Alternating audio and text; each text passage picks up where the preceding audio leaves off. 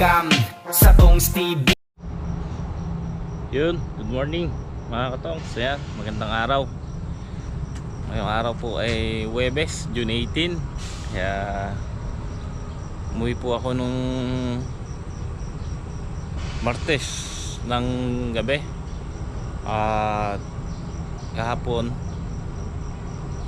maghapon tayo dun sa bahay. Tapos bumalik din po ako kahapon ng gabi. Bumili nga po ako ng ng tulos. Kaso wala pa yung dating binili ko yung una. Kaya bumili muna tayo ng 3 bigis para doon. Kasi kailangan na natin batakan din alambre yun. So ito kasi pangit to eh. Ang daming maliliit mga katos. May mga halo. Tapos mga pompa. Kaya bumili muna tayo ng 30. Yung pang doon lang muna. Tapos yung pang repair natin, tsaka na lang tayo bibili pagka sunod na uwi ko. Then bumili ko ng isang roll, 1 kilong one ply pandatali.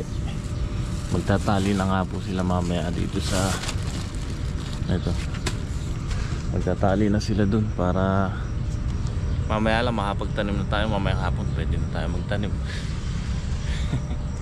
Ito na yung punla natin.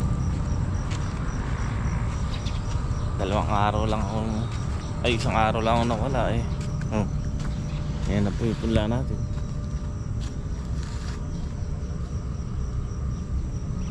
Sinabugan ko ng puradan eh. Parang may kumakit sa puno. May mga nalalanta oh. Ayan po. Parang may sumisip-sip sa puno. Naka 20 puraso akong natanggal ayun. Kaya sinabugan ko ng puradan ngayong umaga. Then didiligan ko para mabasa yung puradan. Sinabog ko yung puradan.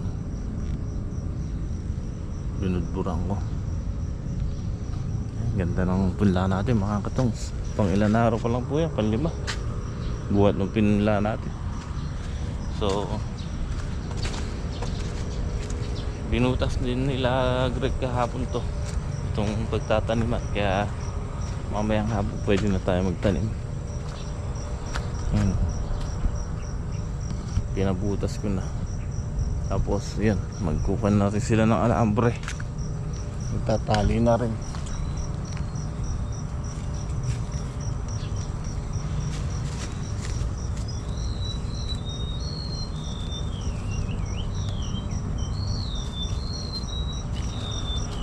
Mababay tali nila nito.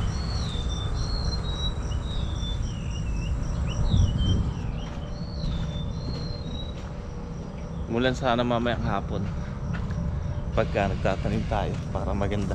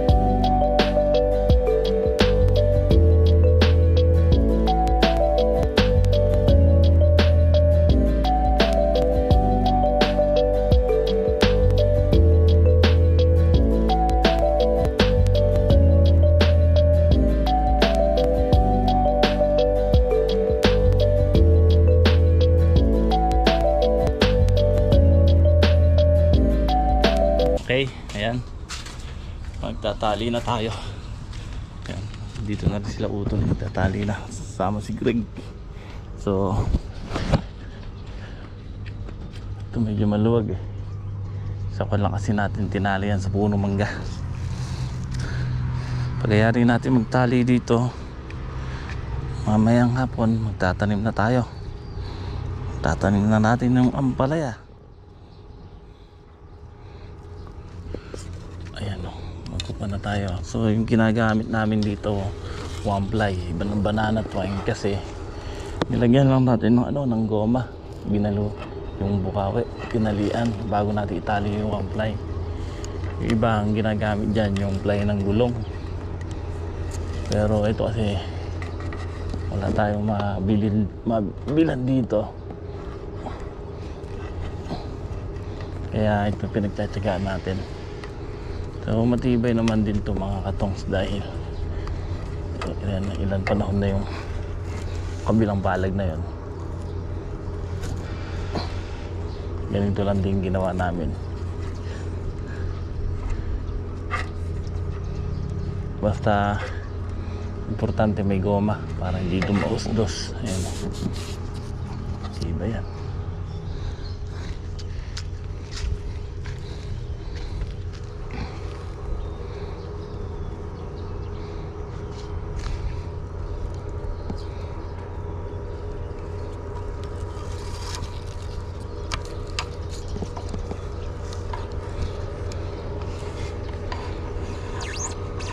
Mamaya makapagtanim na tayo.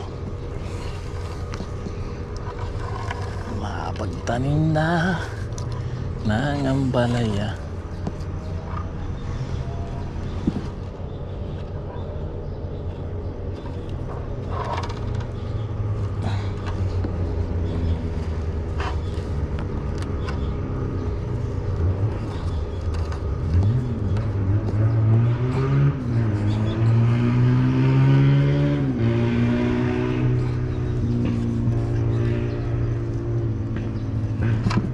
Mababa lang yung ginawa natin balag dito mga katongs.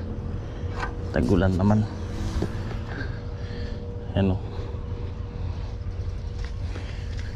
hindi natin ganon tinaasan, baka tayo rin mahirapan. Yung tama lang, abot lang. Okay, ayan nga po, hapon na. So nangyari namin kaninang talian ng panyan, magtali sa ibabaw. So ito nga po, kakaroon tayo ng problema sa punla at ganyan ang mangyayari, na lalanta, natutuyo yung puno, nalulusaw. So tinawagan ko si Ma'am Kasidling, sabi niya nasa 2 lang eka yan sa lupa or sa panahon, kasi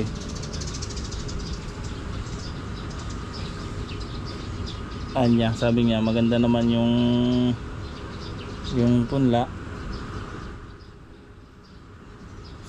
Baka kakukala ko isang uri ng pong gusto, hindi naman daw. So nasa panahon daw yan. Basta ang sabi niya, ilipat tanim na natin para hindi maging grabe. So talagang panlipat tanim naman to mga katongs, naka-schedule na to ngayon. Kaya ayan, tatanim nga po sila ngayon. Sinisimulan na namin. Pagka hindi nagtigil yung palalanta nito, baka magkulang pa kami rito. Ayan mga katongs, nagsisimula na nga po kami magtanim. So ako dinidilig ko muna. Didilig tayo yung pagtataniman. Ito yung nirekta natin, ilan-ilan yung tumubo.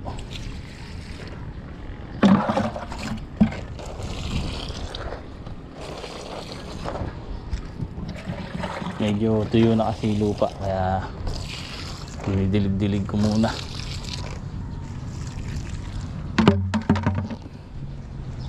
So yung dalawa nagtatanim at nakakadalawang tudling na, pang-apat nila to.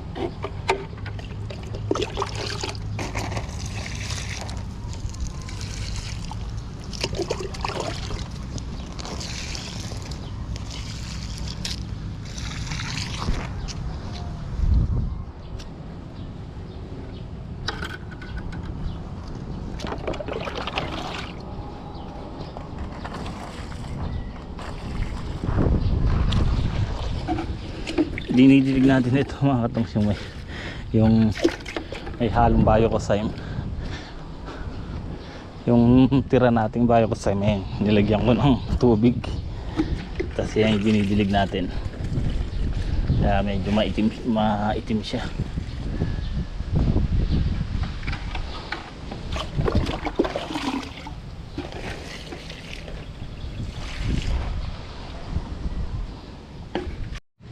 Okay, yan po mga katongs.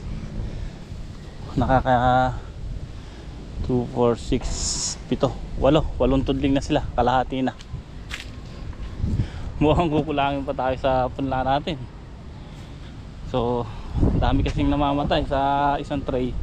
Meron ng 10 puno ang natatanggal. Dapat sa isang tray, so sobra yung isang tray dito, isang tudling, kasi 16 tudling to. Itong nasa harap 16 tudling. Ang tansya ko lang magagamit natin dito 15 tray, kaya yung 5 tray do para doon sa kabila at saka yung kalahati, kung isang tray, isang tudling ang nauubos natin, papasok dito yung 16 na tray. So ang matitira 4 na tray at kalahati. Posible pang may huhulipan tayo dito, kasi yun nga, nasimulan ng may namamatay sa punla. So hindi na maiwasan hindi na mawawalan na magkaroon ng ng mamamatay, kaya obligado tayo mag-antabay ng panghulit. Kaya siguro antabayanan na lang muna natin to. Kung gaano maitanim, diyan na lang tayo magbababad ng kukulangin. Akala ko perfect na yung punla natin, biglang nagka-aberya. Biglang nagka-aberya ang punla.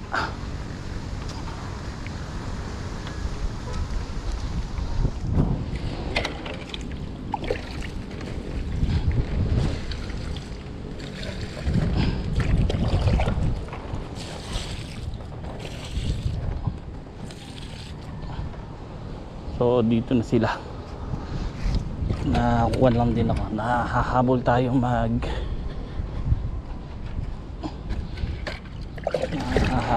magbasa.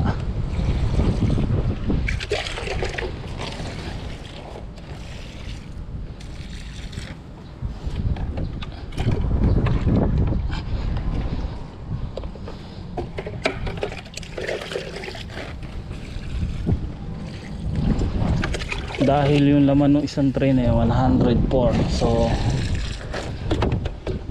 sa isang tudling 90 ang mailalagay, 90 or 8, basta naglalaro siya sa 90 pababa. Kaya alam ko may sobra tayo sa isang tray kada tudling, so ngayon kukulangin pa tayo.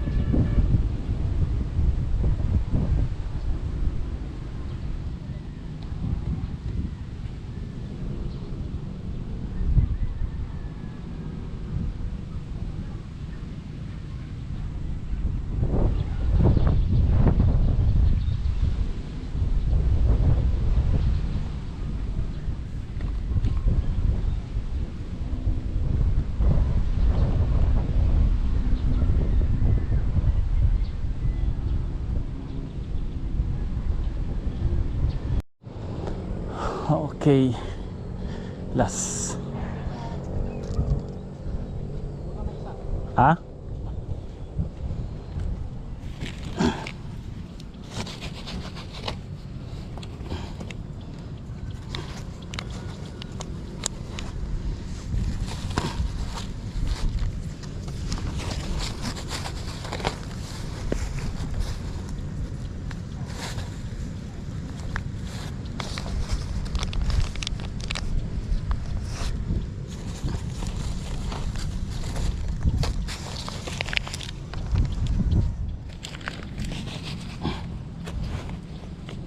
Kukulangin yung bundado sa kabila.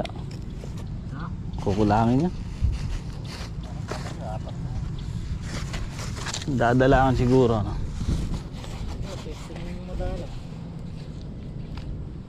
Bakit darating naman na yung kan eh? Sobra yun.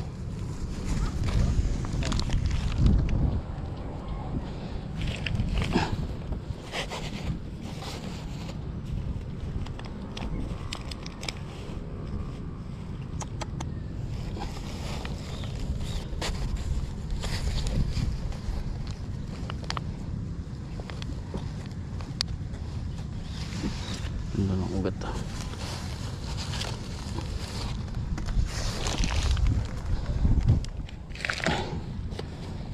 Last na to. Niyari na namin para sabay-sabay.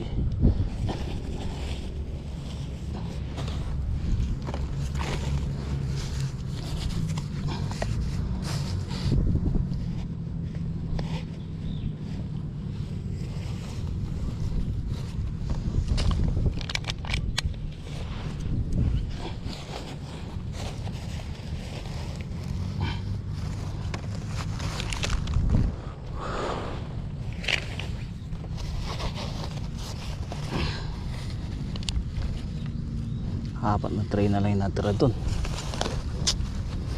Pumasok yung D6 dito. D6 ito yung kalahati. Kaya isang tudling kasi nasa 90, diba? 98 90 90 88 ata. Siguro igang nagbutas may mga nalalanta kasi, tapos yung iba hindi tumubo. Kaya yung isang tray pumapasok sa isang tudling, nagmingguan yung iba, kulang yung iba sa sobra, kaya nagbabatakan yung isang tray, isang tudling. So bilang ko kasi yung natin mga katungs na yun, sakto sana sa kabila. Kung yung isang tray na yan sumusobra ng 10 o 15 isang tudling, kaya yung 15 tudling lang ako, ay di 6 tudling, 15 tray lang yan. Kaso kinukulang yung iba, kaya yung pumasok na isang tray, isang tudling, ayan, tapos na tayo. So yung sumobra natin ito, at saka yung apat na tray doon, meron na lang 400 puno yun. 6 na tudling tong kabila na ito.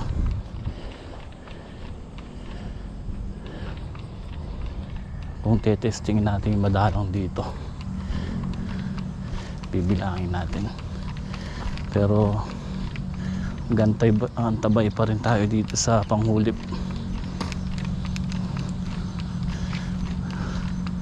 Siyempre hindi tayo nakakasigurado rito. Hindi tayo nakakasigurado dito mga katongs, kaya mag-antay-bayan tayo ng panghulip.